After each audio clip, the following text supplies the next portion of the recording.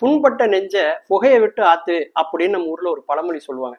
அதை இன்னைக்கு இருக்கிற இளைஞர்கள்லாம் தப்பா புரிஞ்சிட்டு இருக்காங்க.